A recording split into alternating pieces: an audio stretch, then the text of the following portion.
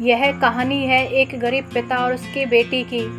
एक बार वह गरीब व्यक्ति अपनी बेटी को उसके स्कूल से लेकर शहर के एक महंगे होटल में पहुंचा।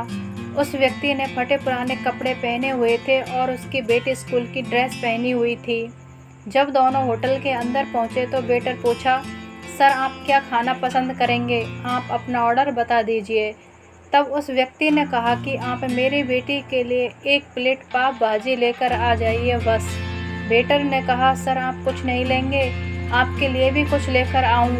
तो गरीब व्यक्ति ने कहा, मेरे लिए कुछ नहीं, आज मेरी बेटी के लिए पार्टी है।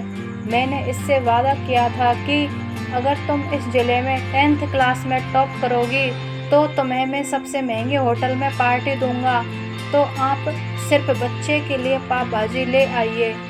वेटर यह बात सुनते ही दौड़कर अपने मालिक के पास गया और बोला कि सर आपसे एक छोटी सी रिक्वेस्ट है कि आप मेरी सैलरी से पैसा काट लेना, लेकिन आज मैं चाहता हूं कि उस बच्ची के साथ उसके पिता को भी एक प्लेट पाव भाजी खिलाया जाए, क्योंकि उस बच्ची ने पूरे ज़िले में 10th क्लास में टॉप किया है।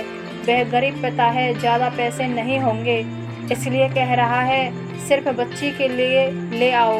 होटल के मालिक ने जब ये बात सुनी तो मुस्कुराते हुए बोला, तुम उसके पिता के लिए भी पाव भाजी लेकर जाओ, उसके लिए भी लेकर जाओ, पैसे मत लेना।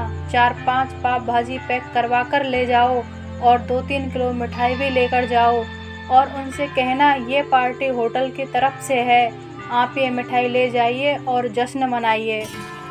जब वेटर ने 2 प्लेट पाव भाजी लेकर गया तो वह व्यक्ति चौंक गया और बोला, मैंने तो एक ही मंगाई थी, मेरे पास पैसे नहीं है।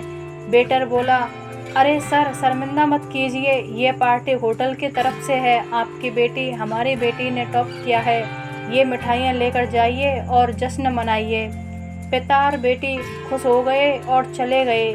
कई साल बीत गए। उस गरीब पिता की लड़की अब यूपीएससी की तैयारी करके कलेक्टर बन चुकी थी और इत्तेफाक से उसी शहर में उसकी पोस्टिंग हुई थी। उस लड़की ने उस होटल में सूचना पहुंचा दी कि मैं उस होटल में लंच करने के लिए आ रही हूं। होटल के मालिक ने जब ये सुना तो होटल को पूरी तरह से सजवा दिया। गांव में ये बात पूरी तरह से फैल गई और कस्बे के सभी लोग उन्हें देखने के लिए आने लगे। कलेक्टर अपने पिता के साथ उस होटल में पहुंची। कलेक्टर ने होटल के मालिक से कहा कि शायद आप मुझे पहचाने नहीं, हम वही पिता पुत्री हैं जो कि हमारे 10th क्लास टॉप करने पर आपने मुझे पार्टी दी थी। हम वही पिता पुत्री हैं, आज फिर से आए हैं और आज पार्टी हम देंगे आपको, आपके पूरे स्टाफ को और पूरे गांव को, क्योंकि आपने गरीबी का सम्मान किया है।